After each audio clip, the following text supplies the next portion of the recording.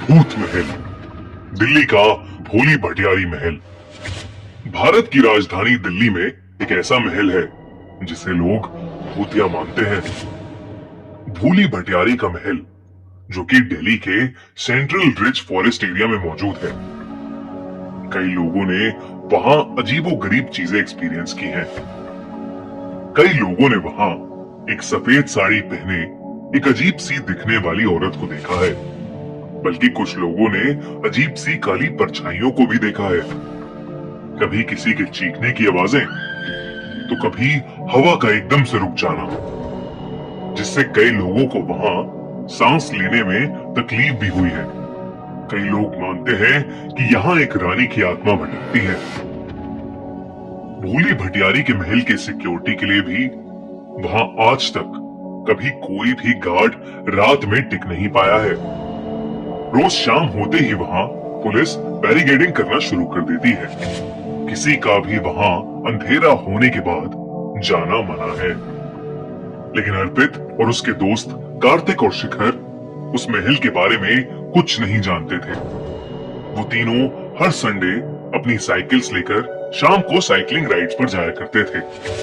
उन्होंने अपनी साइकिल्स पर लगभग पूरी दिल्ली घूम ली थी। पर एक संडे शाम वो दिल्ली के सेंट्रल रिज वाली रोड पर साइकिल चलाते चलाते एक अजीब सी सुनसान सी जगह पर पहुंच गए थे। अर्पित को वहां एक पुराना महल दिखा, तो वो वहीं रुक गया और उस महल को बड़े ध्यान से देखने लगा। अर्पित को देखकर कार्तिक और शिखर भी वहां रुक गए। उस महल के पास ठंडी हवा चल रही थी। पसीनों में तर तीनों दोस्त वहीं रुक गए और वहीं आराम करने लगे। अर्पित को वो पुराना महल बड़ा अच्छा लग रहा था, तो वो उसके अंदर चला गया। कार्तिक और शिखर वहीं बाहर खड़े महल के साथ अपनी फोटोज खींचने लगे। कार्तिक ने जैसे ही शिखर की फोटो खींची, शिखर को बुरी तरह खांसी शुरू हो गई। कार्तिक ने शिखर को पानी दिया और अपने फोन को देखने लगा। उसे फोन के कैमरा में खींची गई फोटो में दिखा कि कोई काली सी परछाई शिखर के गले को दबा रही थी। ये देखकर कार्तिक घबरा उठा। उसने जैसे ही ये बात शिखर को बताने के लिए अपना सर उठाया, उसने देखा कि शिखर वहां कहीं नहीं था। तभी कार्तिक को महल के अंदर से अर्पित के चीखने की आवाज आई। कार्तिक भागा भागा महल के अंदर चला गया। शाम ढल रही थी और अंधेरा होने आया था। उस महल के आसपास सिर्फ जंगल था और बड़ी बड़ी दीवारें। गिद्ध भी चारों तरफ मंडरा रहे थे। ऐसे में अर्पित और शिखर दोनों का ही अचानक गायब हो जाना कार्तिक को डरा रहा था। पर कार्तिक को अभी भी नहीं पता था कि वो दिल्ली के भूली भटियारी महल में था, जिसे लोग भूत महल भी कहते थे। कार्तिक सहमा हुआ उस महल के अंदर अर्पित और शिखर को ढूंढ रहा था। अर्पित, अर्पित, शिखर। उसने कई बार दोनों को आवाजें लगाई, पर सामने से कोई जवाब नहीं आया। तभी अचानक उसे किसी के रोने की आवाज आई। वो उस आवाज के पीछे गया तो उसने देखा कि एक बूढ़ी औरत वहां एक कोने में बैठकर सिसकियां भर रही थी। उसका चेहरा उसकी शॉल से ढका हुआ था। उस बूढ़ी औरत का हुलिया देखकर कार्तिक की जान निकले जा रही थी। फिर भी हिम्मत करके जब उसने उस बूढ़ी औरत से पूछा कि क्या उसने उसके दोस्तों को वहां से गुजरते हुए देखा है, तो उस बूढ़ी औरत ने हाथ के इशारे से उसे महल के और अंदर भेज दिया। कार्तिक जब अंदर गया तो उसने देखा कि अर्पित वहीं खड़ा है। अर्पित एक नजर टिकाए सामने देख रहा था।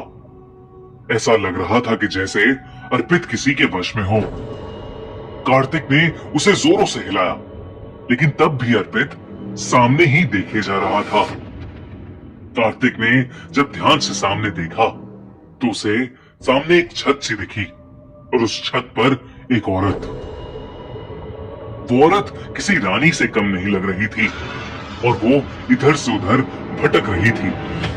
लेकिन तभी वो औरत चलते चलते रुकी और अपनी गर्दन घुमाकर कार्तिक की तरफ देखने लगी। कार्तिक भी अर्पित की तरह ही सुन्न पड़ गया और वो औरत हवा में उड़ती हुई उन दोनों की तरफ आने लगी। अचानक से शिखर वहां आ गया और उसने देखा कि कार्तिक और अर्पित दोनों को ही फिट्स यानी दौरे पड़ रहे हैं। शिखर को वो औरत नहीं दिख रही थी। उसने तुरंत ही अर्पित और कार्तिक पर पानी डाला और उन्हें जोरों से हिलाया। तब जाकर कार्तिक और अर्पित को होश आया। दोनों इतना डरे हुए थे कि उनके मुंह से एक आवाज भी नहीं निकल रही थी। शिखर ने बताया कि उसे पास में एक बहुत खूबसूरत मोर दिखा था, तो वो उसे देखने चला गया और जब वो वापस आया तो उसे कार्तिक और अर्पित की चीखें सुनाई दी। अब तीनों बस उस महल के अंदर से निकलना चाहते थे। वो तेजी से बाहर की ओर भागे, पर दरवाजे पर वो बूढ़ी औरत अभी भी खड़ी थी।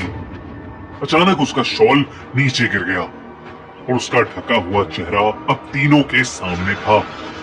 बूढ़ी औरत किसी चुड़ैल की तरह दिख रही थी। उन तीनों लड़कों के रोंगटे खड़े हो गए और वो बुढ़िया धीरे धीरे उनके पास आने लगी। वो तीनों लड़के डर कर पीछे मुड़े तो वो रानी जैसी दिखने वाली औरत भी उनके करीब आ रही थी। तीनों मदद के लिए जोरों से चिल्लाने लगे। बाहर पुलिस वाले जब बैरिकेडिंग के लिए आए तो उन्हें 3 साइकिल बाहर खड़ी हुई दिखी।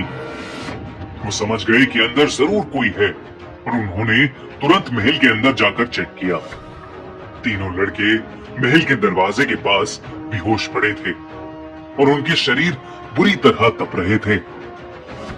उन्हें फौरन पास के हॉस्पिटल भेजा गया। जब उन्हें होश आया तो उन्हें कुछ भी याद नहीं था कि उस बूढ़ी औरत को देखने के बाद उनके साथ क्या हुआ। कहानियों की माने तो शायद वो रानी जैसी दिखने वाली औरत फिरोज शाह तुगलक की रानी थी, जिसे राजा ने उस महल में नजरबंद कर दिया था। और वो बूढ़ी औरत शायद एक औरत थी जो रास्ता भटक कर इस महल में पनाह लेने आई थी। कहते हैं दोनों ने ही इस महल के अंदर अपना दम तोड़ दिया था। और हाँ, आपको क्या लगता है, क्या आप भूली भटियारी के महल में जाना चाहेंगे? हमें कमेंट्स में जरूर बताएं।